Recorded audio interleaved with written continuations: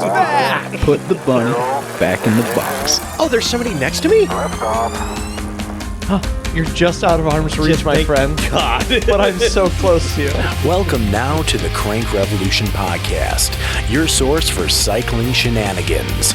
Listen now to our hosts, the purveyors of pedals, as we teach you more about cycling every single episode.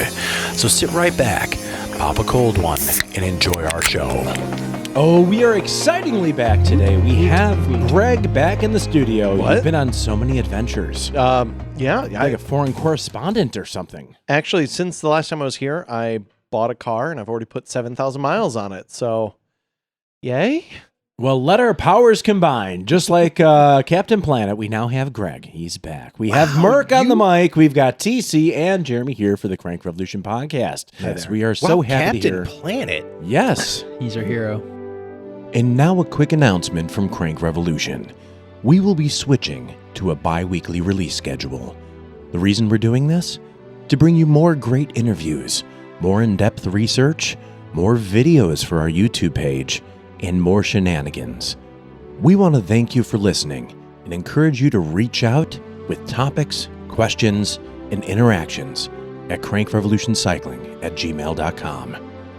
Now it's time to go back and enjoy our show. Well, guys, you know what? It's so amazing to have Greg back. Greg, how many weeks have you been gone from the podcast now? It seems like forever. I don't have enough fingers on one hand to be able to really make the count. So I'm going to assume 4 weeks. Well, we've all been here in the studio kind of moving along, trudging and planning with the podcast. You've actually been out experiencing and living these events. Well, I can't just sit around making podcasts all the time. Occasionally, I got to go out and stretch my wings, go do something, and make horrible mechanical decisions. So did you listen to the episode? There were some shots fired. Just saying. Heck of the North, I think. Yeah. One of my good buddies here on this show. Yeah, He maybe. threw some shade my way. Yeah, just a little bit. But yeah, that was not the greatest experience. You drove an incredibly far distance, didn't you? Well, it was wonderful. Yeah, I went up to Heck of the North up in Two Harbors, Minnesota.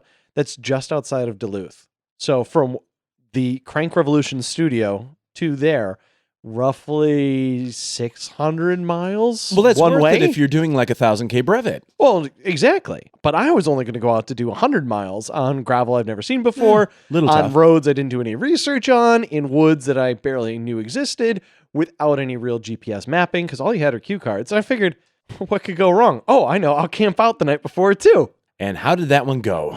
I woke up, it was 39 degrees, and I had my summer sleeping bag with me. So Oh, that's perfect. You planned so well. I was freezing it multiple times throughout the evening, and I had to start putting clothes over my bag just to retain some heat. At 5 a.m., I decided it was time to warm up because just freezing my butt off that morning. So I decided if I start moving, I'll warm up. So all that driving, though, how many miles did you actually get in? Of driving? No, of actually cycling. Because I was going to say, for driving, I did about 1,200 miles. That's awesome. For riding, I did about 13. And that was because, as we said, shots fired, shots fired. You decided not to go tubeless for this event. Sometimes podcasters can be a little proud. Sometimes they don't want to ask for help in order to get the mechanics work that they need, especially if they're affiliated to a bike shop. That was very dumb of me. There was a lot of driving to make that mistake. Well, let's find out real quick why it is so important to go tubeless. Let's cut to TC and From the Mechanic's Mouth. Today's hot topic on From the Mechanic's Mouth is tubeless. So when we say tubeless, what we really truly mean is a wheel, tire, air inflation system without a tube. So you have tire, rim, and that's about it, and a valve that holds the air inside. Tubeless has been really popular in the mountain bikes in the last about decade now. And cross, gravel, and road is all starting to happen more and more commonly now as well. Within a tubeless setup though, some really good rules to follow are these tubeless ready components. That'll be a designation made by the manufacturer, and it's a really, really great guideline to follow. So very recently in the shop, had somebody bring me a tire or a wheel to set up. Wanted me to set up tubeless, and I refused. It was a non-tubeless ready rim and a non-tubeless ready tire. In my experience, non-tubeless ready tires specifically aren't made of the same construction to be able to hold in just with sealant and airtight seal for the ride. What you'll commonly find with non-tubeless ready tires is that they can weep, and that's the sidewalls. We'll let a little bit of that sealant pour out, seep out with some of the air, and it'll start picking up a lot of dirt because it's this wet latex kind of sealant base sitting on the outside of the tire. And it's just a dirty, messy system. And so it's really great if you're going to set up and run your wheels tubeless to have tubeless ready tires, tubeless ready rims, and the proper valves and rim tape to get everything running and working together. And that's from the mechanic's mouth. Well, that'll be the last shot fired, Greg, but I think you've learned your lesson when it comes to gravel and tubeless. Hubris will be the end of all cyclists, yes. But, however, this last trip was probably the most exciting. We have an amazing interview today, don't we? Oh, I'm very excited for this one. Dave Pryor, the race organizer, one of the race organizers for unPAved in Susquehanna River Valley, agreed to be on our show. Well, that's absolutely awesome. We'll get to hear a little bit more of that later. But tell me real quick, what is unPAved? unPAved was kind of the dream child of someone who did the Dirty Kansas, which is a 200-mile gravel event in the middle of Kansas. And they thought, how could we bring this to the East Coast? And wow. Dave with fellow organizer Mike, they worked together. They thought about it, and they were like, oh, we've got a solution for this. And they determined that... So inspired by, definitely. Very inspired. They wanted to do something that would highlight the geographic area that you're riding in, as well as making something that is truly unique. Well, now you've done Dirty Kansas. I have. You've also done now unPAved. How are they similar and how are they different? Dirty Kansas is a death by 1,000 cuts. The wind will bother you. Your water bottle will fall away. Yeah. You're going to have issues with vibration, and you're just slowly going to not want to do it. With unPAved, it's kind of like when you're getting ready for a fight, and the first thing that happens is someone punches you in the face. The way that Mike laid out the course is that the first big climb is the longest one of the day. Right. It's like 4 miles long, and it's a Cat 3, Cat 4 type of climb. It's tough, and it's on gravel, no less. The entire time you're doing it, you're thinking, why did I sign up for this? And I'm at mile 15. Oh, God, this is going to be a terrible day. But what unPAved has that no one else has are these long, amazing descents through the mountains. Wow. So you're seeing sunlight cut through the trees. You're hearing the babbling brooks near you. You're rushing through on this gravel. You feel, well, not to be too nerdy, but it's kind of like Return of the Jedi, where you see all the bikes going through the forest. It's a lot like that. So let's break this down to the brass tacks then. If somebody had to choose between unPAved and Dirty Kansas, which has more climbs? What did it feel like? It doesn't have to be technical. They have the same elevation overall that you'll gain, but unPAved has a climb that just keeps going and it doesn't stop. And you're at the top. No, you're not. You got to keep climbing. Wow. You go around the bend. You're like, all right, now you're at the top. Just around the river bend. Nope. Is that no? Nope. That's not it. You just keep going. You make a left. Nope. You still got an uphill. You make a right. Nope. You still got an uphill. Well, it doesn't sound like something I wanted to, but you did do it, didn't you? Oh, I loved every second of it, as much as I was complaining about Type 2 fun. Now, tell me a little bit more, though. What are you seeing different between those two locations? Well, in unPAved, the worst thing you can run over is a woolly worm, and they'll teach you at the Fall Festival why this is an important animal. At Dirty Kansas, I nearly ran over an armadillo at midnight. What? When you look at Dirty Kansas, all you can really think about is how desolate the Midwest is. It's flat. True. There's treeless. You can watch a wind breeze go from one side of the world to the next side of the world, and it will not be stopped by anything. We were victims of that glacier millions of years ago. Damn glacier. We will get revenge. But with unPAved, you have what Dave Pryor and his wife Celine describe as easy on the eyes, hard on the legs. Wow. Because while you're looking around, you're in a very densely packed forest full of variety of trees, and it's in October where all the leaves are now changing. So if you love beautiful fall, this is the one for you? I can't think of another event that is as beautiful as this one is, and I don't think there's anywhere else in the country where you could have it as equally matched. You have love for both of them. You're torn between both of these events. I was actually awestruck on the way out there driving on 80 in order to reach Lewisburg, where I wanted to pull over to the side of the road because I'm watching all these mountains just keep going into the distance, and the trees just look like a full tapestry of just colors that I've never seen anywhere else in the world. I've never seen you so excited about any other season, but it was beautiful. It was gorgeous. Absolutely gorgeous. Now, I've been going out to the East Coast for years, but I've never been able to get there during the week of when the leaves are changing. And so that's what really has me excited to be able to finally see all this. Well, it's absolutely amazing that you did this, though. We all have been missing you here in the studio, but here's the thing I would say. On the post-ride report, something took you out of the race a little bit early. No, No? I did No? all 97 miles of the 120 Your mile voice event. sounds normal now, but if we're going to just tease a little bit ahead, did you take a little hit in the saddle in the sore place? I don't know what you're talking about. No, no. I was hit in an unmentionable, Oh. and then I was hit in the other unmentionable, Ah. and then I reevaluated my life choices using a very large rock as a pillow, Oh, well, that as I makes a laid in the lot of fetal sense. position on a downhill rocky descent. And as you lay on a rock, reevaluating your life choices, don't you wish you had a candle to capture this mood? This moment in time, this festive time of year. It's cyclocross season. You might be doing a gravel race and you need to warm up. Sometimes a candle's all you need. And with this candle, you can have the best choice peppers to keep your skin warm. Like jalapeno, habanero, ghost pepper, authoritarian government anti-demonstration pepper spray. Greg, no, we're changing that name. This candle is here for you. Place this candle next to your indoor bike, train away. Heck, put it near your fan and feel the fire through you. Brought to you by Embro Candles. Do you even Embro? Thank you, Embro Candles, our non-sponsored sponsor this week. Don't go on Amazon. You're not going to be able to find that product. But you know what products you can find? You can find GPS. Now, one thing that dawns on me is with these gravel events where you're out in the middle of nowhere, no cell phone reception, Garmin is a great option to be able to track where you are and follow course.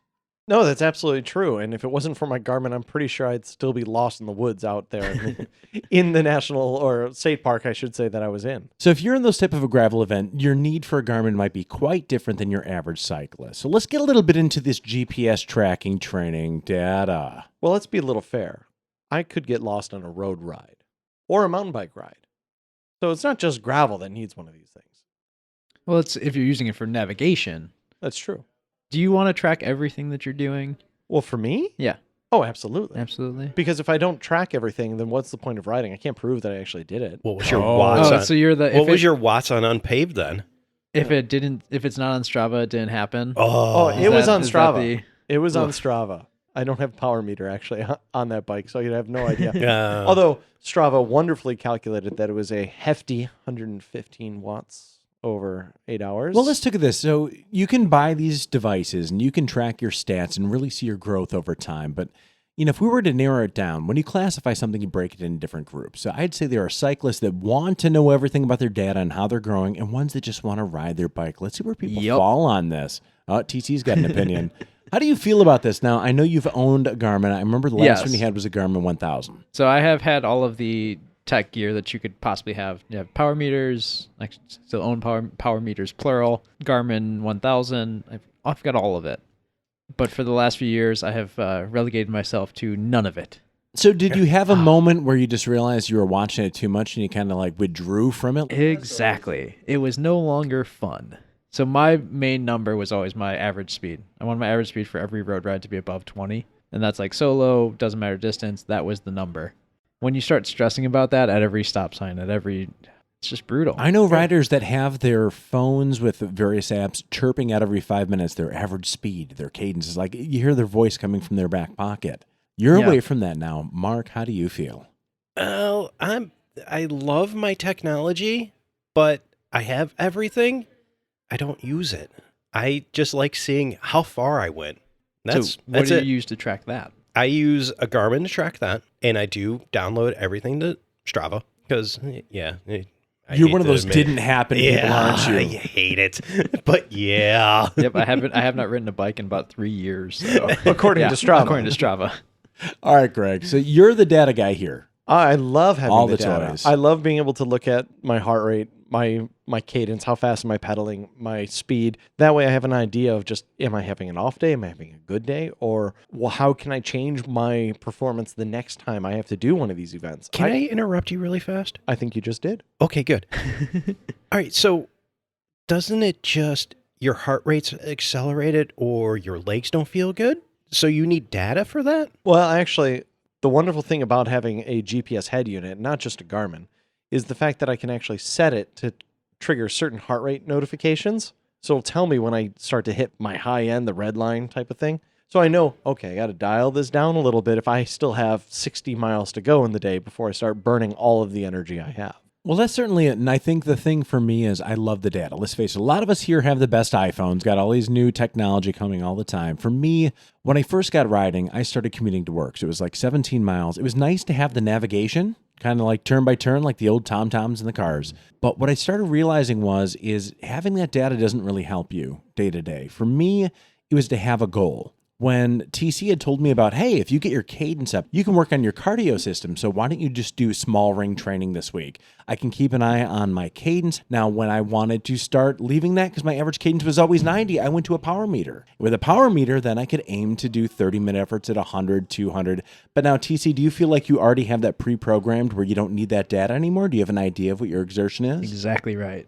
It's ones where, I've trained with these things enough, spent enough time working with them that I'm always, it's about X. I always have I know how I feel, and I'll go through and I'll still do training in those ways to train my cadence, to train my power, to go through intervals, especially now that I signed up for a race next year and I'm actually gonna try and compete, riding at least a half hour a day. For me, if a half hour on the rollers is just 3 or 4 intervals at high cadence, it's a good start. So for me, I think it kind of opens eyes to cyclists. If you want to learn cadence, get a cadence sensor. If you want to earn that power, go out there and just beat yourself up. Well, you can do that.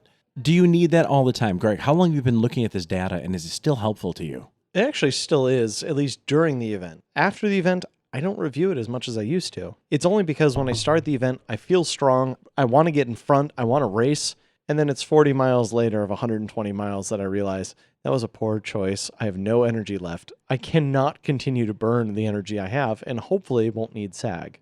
So one of the big things that I decided on, I wanted to understand how fast am I pedaling, my cadence, what's the distance I'm traveling. And then after a while, I started to really start caring about what's my power output. So how many watts am I putting out in order to go up this hill? Or if it's a headwind, to have an idea of how well my output is that day, to understand then if I'm having an off day or if I'm doing pretty good.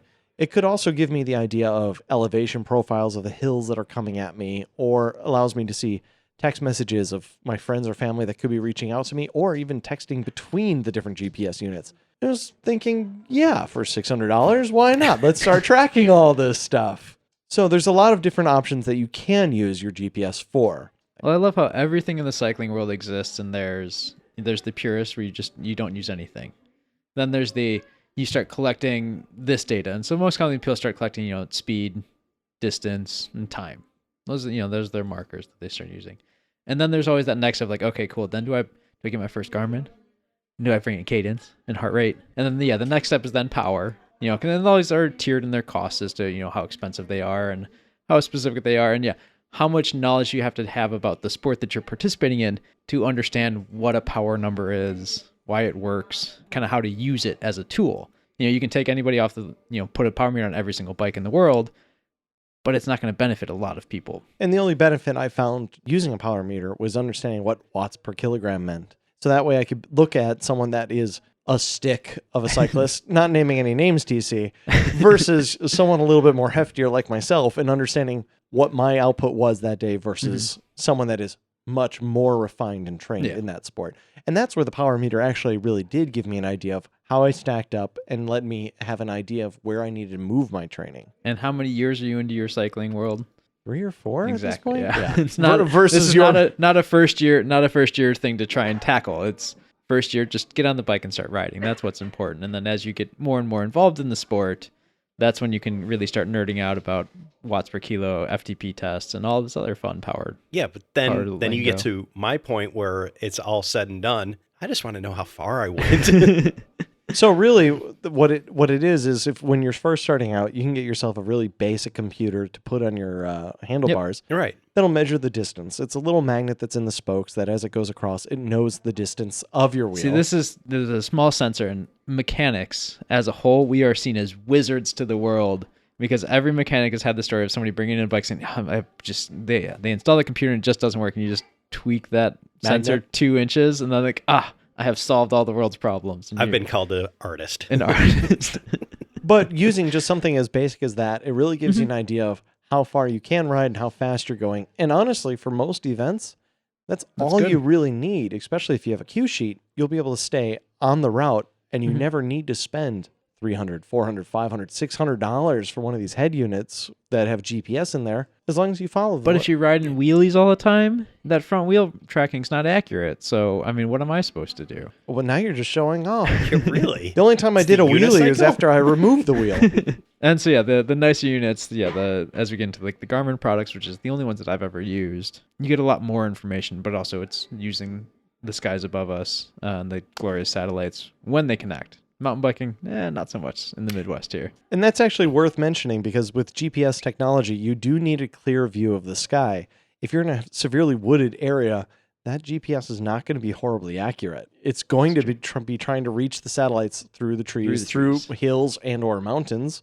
But with that as well, you're going to then need to put sensors on your bikes as well. So if you don't want to dedicate your speed tracking off of GPS, you need to have a speed sensor, which is just another thing you need to buy in order to make sure all your data is pristinely accurate.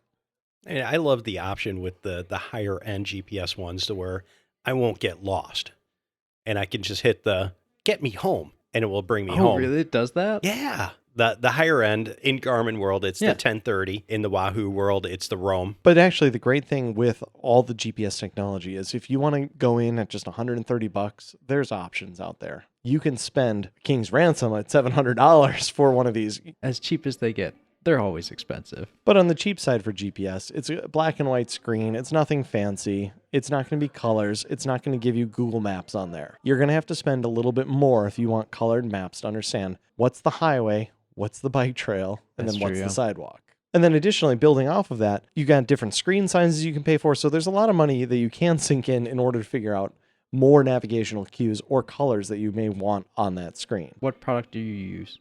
Actually, I'm much like you, TC. I've actually only used Garmin. I've been Okay. curious about Wahoo. I've been thinking about experimenting with the Testing the Hammerhead waters. from Karu, but I'm pretty loyal to the Garmin system. Their ecosystem's pretty solid with everything that they offer in terms of training data within Garmin Connect, the right? Garmin Suite, yeah. So, Mark, what do you use? I actually switch between Garmin and Wahoo. Really? Yes. So, do you have a favorite out of the two? Garmin is the great old standby now. When I say Wahoo, I do actually the cheapest of the Wahoos, which is the Mini. And the Mini is a non-GPS platform. You do have to have a speed sensor and a cadence sensor in order to catch those two stats. But if you wanted to actually track your ride and understanding the route that you took, since it's non-GPS, you would need to have a smartphone then with you while you ride. That right? is correct. And that is with the Wahoo Mini. Now, the Wahoo Element, Bolt, and Roam all have GPS capabilities. So if you're going to go into the entry level, you better be prepared to carry your cell phone with you. That is anyway. correct. Yep. But let's be fair, though. A lot of people ask that question. They say, okay, wait, if I'm going to have my cell phone with me anyhow to use something That like does Strava or Map My Ride, why spend that extra $600? But now there might be a new reason, isn't there, Greg? There actually is. Strava just made an announcement saying that they will no longer support heart rate or power meters anymore. So if you were a rider that this was very important to you, which personally I feel that if you're a rider, heart rate is worth it. Power meter is a luxury. But if you wanted to be able to understand your heart rate versus what your power output or what your output actually is, you're going to need that extra bit. And if Strava is not going to offer that anymore, you need now a third-party device in order to collect that information and then to replug it back into Strava if you wanted to get your score for your ride that Strava offers. The one thing you get, though, with getting that Garmin, like I do have the 1030, and what I love about it is two things. So I've sold a ton of them at the shop from the simple fact that if I take my glasses off, that screen is so huge, you can still read it. No, And that's an because okay TC reason and- to spend $700. TC and I bolted down an iPad to your handlebars because we know your vision. I do have the biggest iPad. But one thing I will say, though, is the advantage you're getting and why I left Map My Ride and Strava in the first place was if you go on an all-day ride with your friends, if it's a 6-7 hour ride, you can put yourself in awkward situations deep into a century where you don't know where you are. Maybe you don't have good cell reception, and now you have 2% battery. So even though I do get those messages and updates from my phone to my Garmin, I do get text messages, etc., my battery life is preserved on the phone, which is huge for exploring. But if your phone can't connect, you can't figure out your way home. So maybe a dedicated device is It's the not a difference. bad idea. So there you go. You can use navigation on a GPS, or if you understand the area you're already in, you can just use The sun. the sun. So the They're going to first start where calling to you go. Nibbly from now on. So the first Crank Revolution product then will probably be a stem cap with nothing but a compass. I will say that when I go out on these really long rides, I generally have to carry an external battery with me to plug into the Garmin because inevitably it will die at some point between mile 80 or Yeah. mile 140. It's going to die. Actually, one of the coolest products I've seen in the last few years is from Hammerhead. It's the Karu. This is a complete color touchscreen. So it's a touchscreen that's very similar to that of what you would see on your smartphone. But the really awesome thing is it's based off of Android. Now, I won't get too nerdy, but basically, if you have an Android phone, anyone could then make an app for this device. So Strava, you don't need to upload to Strava. Strava's on the device. So from that regard, it's kind of cool, especially if you if you use Komoot for touring. Komoot, you don't need to upload to Komoot or Yeah. download. You stream from Wait, I Komoot. see All right, where so I'm TC hearing all go of this, ahead. and the only thing I can think of is like we know that texting and driving is a problem, Yeah. but now it's like playing Pokemon and riding and just staring at your cycling computer and trying to catch them all. Oh, you're right. You're And that's absolutely fair. right. And that's fair. And I caught them all without hitting a single adult. No, Rest I've in peace, seen children. kids riding their bikes while actually playing Pokemon Go. It is a problem. However, since it is Android, it is not the Android that's on your phone. You cannot check Gmail on here. You cannot check Google services. Google Maps is not on here. So it's not the Android you're looking for. Scoff. Come on, though. Wait. I mean, that was a pretty That good. was That was a really good good. one. That was actually give it really that. good. That was a That good one, yeah. that was solid. The only real benefit you have on here is that it's a type of software that makes it very accessible for anyone who knows how to program to make an app for this. The added benefit is, since it's Android, it understands how to read a SIM card, which kind of like if you have a smartwatch that can connect and make phone calls for you, you can kind of do the same thing. You can put a dedicated SIM card in here so it can live track your routes. You'll get data only. You're not going to be able to text while you're riding. You're not going to be able to make phone calls to Aunt Susan while you're riding. TC nailed it. We have distracted drivers. How far do we want to distract cyclists? I thought that, going to when they had the Varia Vision, trying to get a HUD up in your line of view at Yep. least was an improvement. Now it sounds like that we're just turning bikes into smart bikes, like a Tesla, which is very interesting. It's not the same. Well, the Karu is a different type of product. If you have a Garmin from 8 years ago, it's essentially a more refined version of that tech from 8 years ago, whereas our cell phone from 8 years ago and now is completely different. No, you're absolutely right. Can you So, use it as a backup camera when parking your bike? theoretically, if you had a GoPro even mounted on your bike, you could watch the live stream of the GoPro on your head unit if someone were to develop that app. I mean, that's what's really It'd be exciting. Arrow. Just chew the bars, stick your face right down to your stem with your Garmin. And look what's going on behind you. And, Yeah. and that's what actually kind of makes the product interesting. There's a lot of different things you can do with it. At the same time, there's a lot of things you shouldn't use this thing The for. question of why comes up. Yes. Yes. why is a very... Why would you do this? Because you can. But it does have a full colored screen, And touchscreen. and it is touchscreen. It works well in the water. So it is a very impressive device in that regard, because if you have an older Garmin, it doesn't like touchscreens. If you have a Wahoo, it's not a Doesn't have- touchscreen. Why would you ride in water? Well, if it's raining. Oh, okay. Oh, yeah. Yeah. Do that. Well, that's enough talk about Black Friday purchases that we're all looking at. Why don't we talk about something cool, like a bike race? Maybe one in Pennsylvania. Ideally, the Susquehanna River Valley, where you could do 120 miles of gravel riding doing the unPAved event. I recently did an interview with Dave Pryor. Let's cut to that right now. Hi, everybody. So, Dave, you're one of the main promoters for unPAved in the Susquehanna River Valley. And I believe during the actual riders meeting, you had said that you were the self-proclaimed toilet scrubber for the event as well. How did you get that title? Sometimes there's just dirty jobs to, you want to make sure that you get your deposit back on those porta johns. Things have to get done. But jokes aside, I mean, you've got some serious cycling credit out there. What are some of the big events that you've done? Big events I've done, it's kind of thing, like if it's a big, stupid event that it just kind of piques my interest, not so much to race to win or anything, but see if I can do it. Mount Washington Hill Climb was on my agenda for a long time and finally got around to it. 30 cans of was one of those, can I even do that? Do I have to take that seriously? And yes, you do. That off the list. The Transylvania Mountain Bike Epic, 7 days of mountain biking in central Pennsylvania is really hard, but at the same time, it's a great place to like spend time with other people who think the same sort of stuff. Riding across Montana, I've actually gotten to go to Europe and ridden most of the Paris-Roubaix course, starting with the Forest of Arnberg and all the way up to Roubaix from there. And that was ridiculously hard. A couple of the Tour of Flanders courses of a friend in Belgium. So any chance to go over there and get stupid on bikes and go have some Belgian beers, I'm in. Now, I saw on the unPAved website that it said that you are better at running events than actually riding them. Is there a story behind this, or is that just some fancy marketing? It's a little bit of, no, it's total truth. I'm not very good at races, at racing, maybe. I'm very good at getting on a course and following the arrows and having a day out there. It's serious cycling chops. It'd be my wife, Celine Yeager, the fit chick of Bicycling Magazine. So I married up. My only goal at an event is to finish in time to see her on the podium. So clearly, this is a labor of love to put on unPAved. But what was that initial moment where you realized, I want to make this event happen? Riding the first section I said on the podcast we did at the day that Celine and I did a recon. We've ridden that area a few times. Transylvania Mountain Bike Epic would use some of those roads to get the single track section. So we kind of knew the area, but we hadn't really done it as a gravel ride, going down the gravel roads too. We did the first climb and she said, this is going to be easy on the eyes and hard on the legs. I'm like, wow. All right. We have a tagline. Check.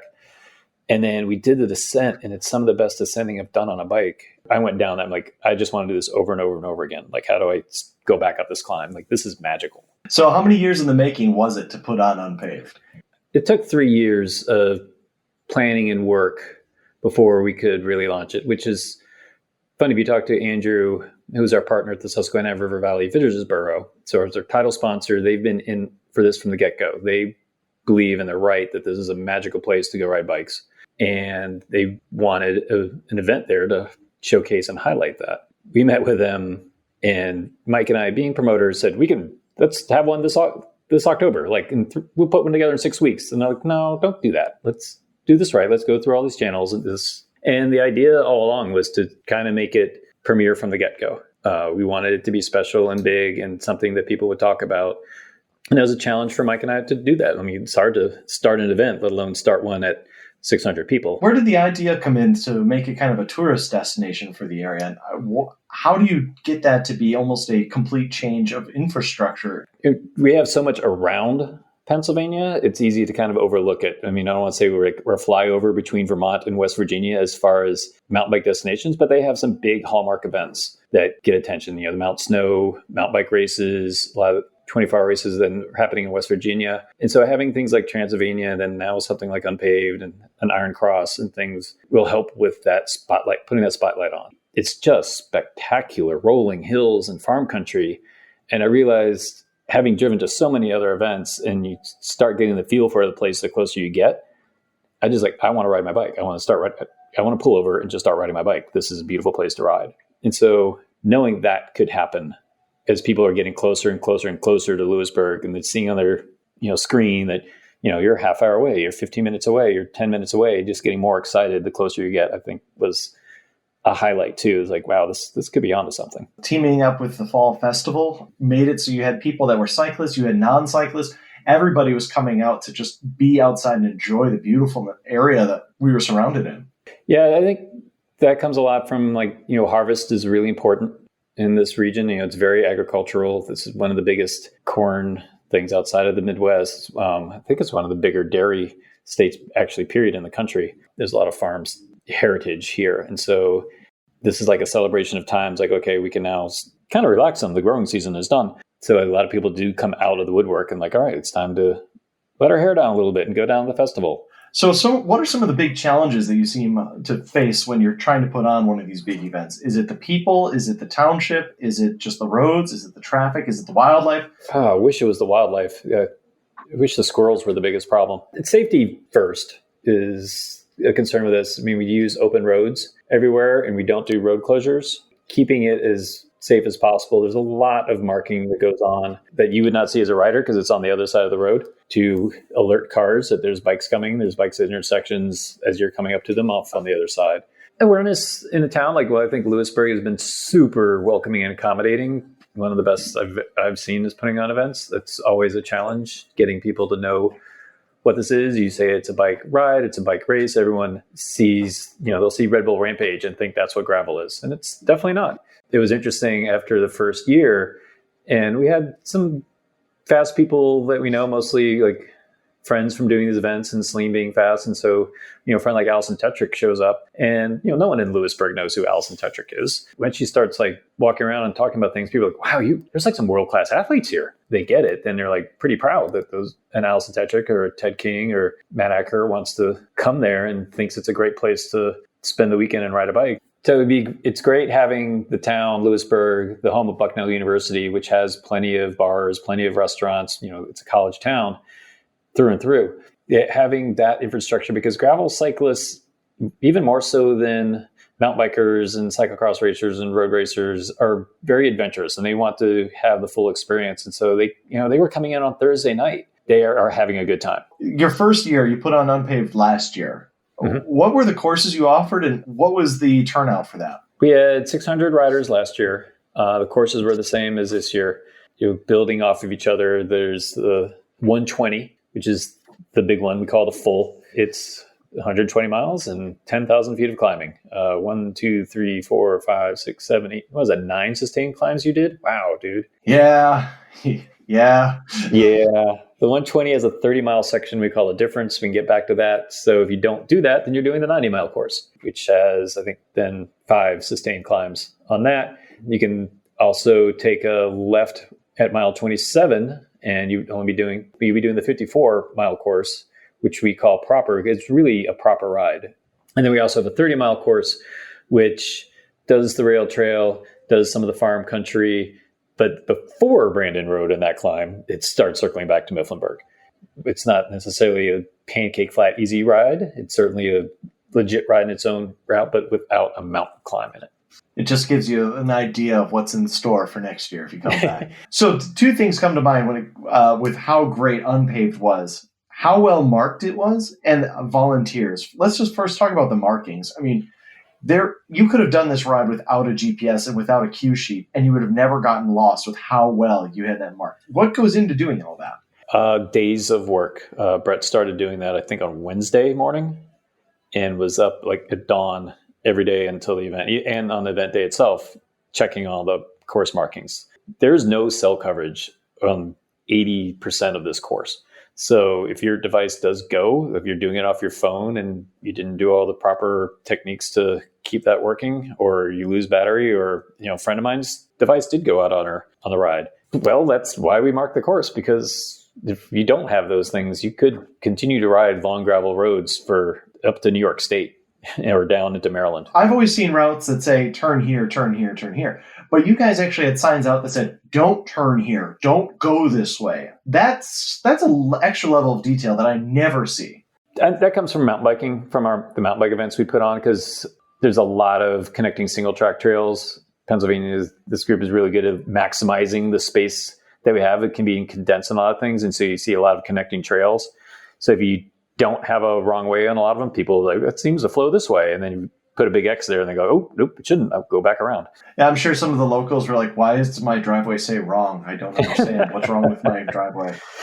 It's not. The driveways are lovely. Volunteers. You had volunteers, at least it seemed like 20 at every rest stop. So that was 5 rest stops along the way without repeating any of them. You had people in costumes. You had people making pierogies, bacon, goo, sandwiches. Like everything was just available. How did all that come together? And that came about from volunteers saying, hey, can we do this? Is it all right if we do this? How about we did this? Is this okay if we do this? Them running and rolling with it. That was not a planned thing of saying, this one needs to be themed like a ranch with a lot of costumes, hot dogs and fires and that sort of stuff. That was Tanya and her crew saying, how can we turn this into a party when people get to us? Evan and the Davidsons thinking, it's having Goo Energy as your nutrition and hydration sponsor is fantastic. That gets you over all these hills. And also frees them up to then go, well, what can we do to make it a little bit more fun when they're here too? Because it's gravel. There's a handful of people who are racing. Most people are in it for the day and the adventure. So they do stop. They put their bike down. They get off their bike. They're not looking for a bottle feed, and they're into the adventure and surprise. And so, wow, what's a pierogi? I've never had pierogies before I moved to Pennsylvania. They're amazing and wonderful. Everyone should eat pierogies every day. Oh, it just added to the magic of the event itself. And I remember for the drop bags, because if you were on the 90 and the 120, you got a drop bag. And you called, so I think I posted something up on the unPavers page on Facebook saying, hey, how do we get our drop bags back? And you came back and commented, which one of you heroes carried a wheel of Parmesan cheese? Right? Someone had a block of Parmesan cheese. Actually, it just reminded me it's still down in my basement. That's fine. That stuff keeps forever. Last year, you had 600 riders. How many riders do we have this year? We had 800 registered for unPaved for the 3 big distances and another 100 and some for FunPaved. There's always some amount of 15 to 20% of no-shows. And so we had 729 people out on the roads on that Sunday. Which one was the most popular route that people signed up for? The 90, actually. But I think the 120 would have been. We just had to cap it at 300. And for the 90 and the 54, we had to combine 500 spots. So can we look forward to seeing an unPaved fully insane route where it's the full and then some? I'm not saying that I'm going to go for a bike ride in a forest north of the Bald Eagle State Forest on Sunday, but I'm going to go for a bike ride on Sunday and see what kind of gravel's up that way. So why don't we talk about the actual course then? Let's get into the real meat and potatoes, the grit and the grime. Yeah, you have firsthand account of the course. I haven't been on in a while. It looks hard. Is it?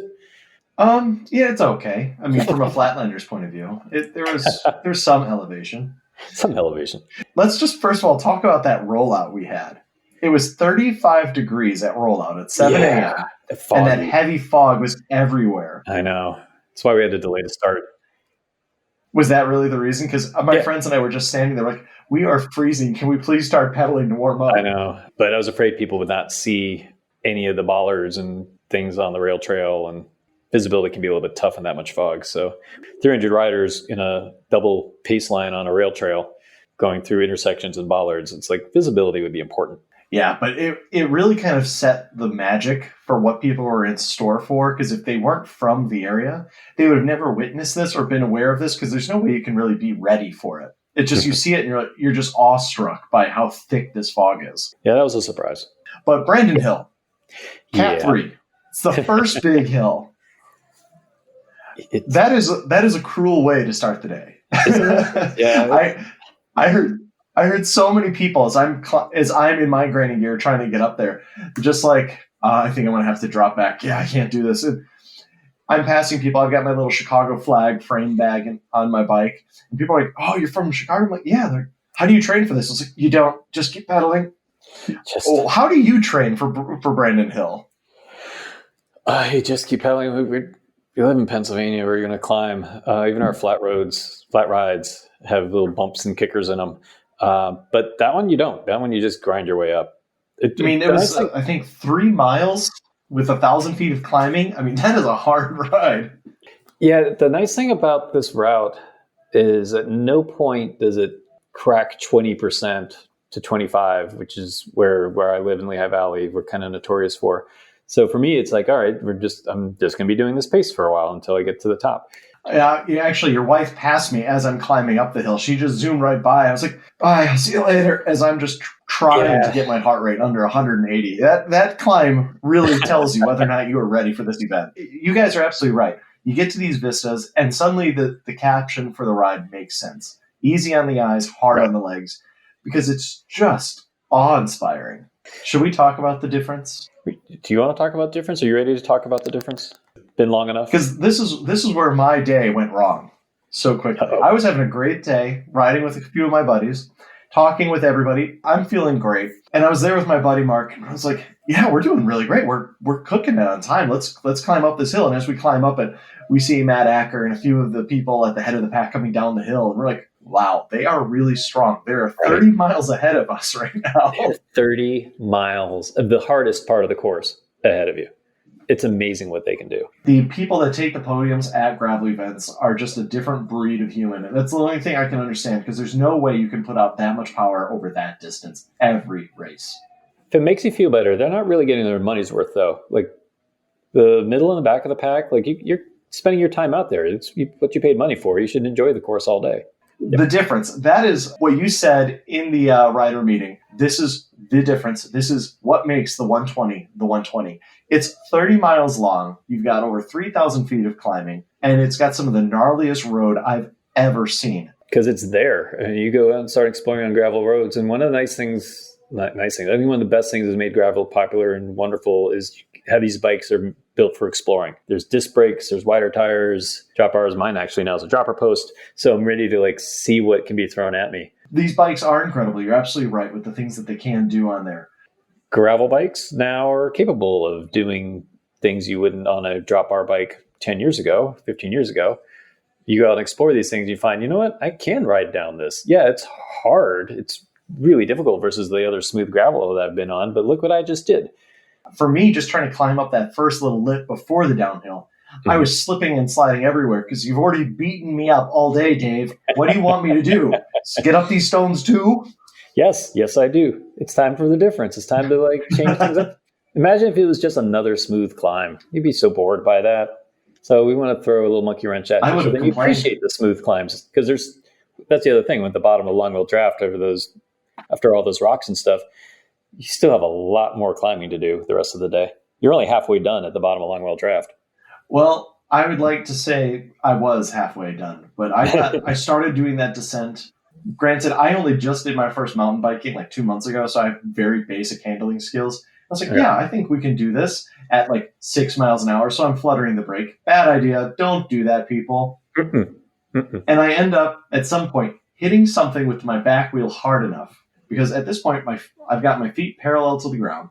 My butt is out of the saddle over the back tire, trying to just get all the weight there as I'm descending. Hit a rock, and suddenly the back of my Brooks saddle finds, well, sorry for all of our office listeners out there, hits me right in the goods. And that takes a lot of the fight out of you as a cyclist, or just as a person. And I was like, oh God, that really hurt. And I didn't realize I was starting to let go of my handlebars. And now the wheel has come up and smacked me again. Wow. And I've fallen off the side of the road. And I'm laying there. I'm like, oh my God, this is the worst thing that has ever happened on a bike. And I've done some stupid things. Oh, please, someone help me.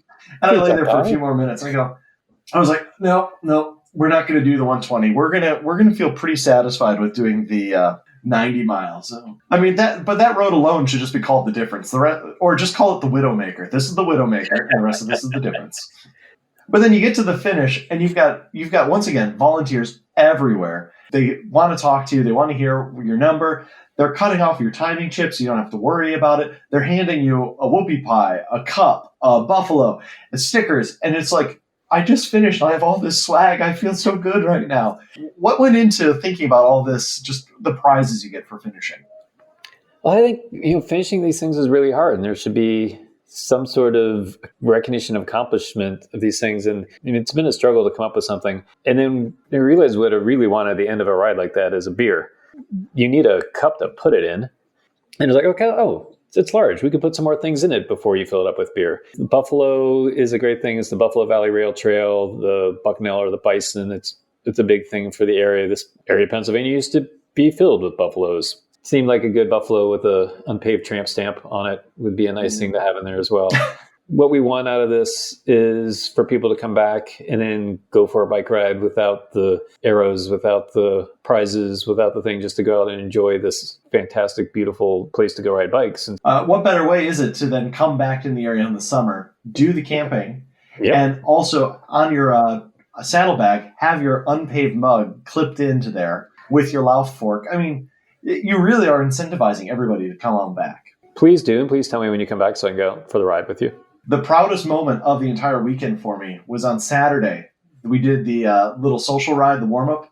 I led Ted King out for 50 feet. That was the best 50 feet of my life. Well done.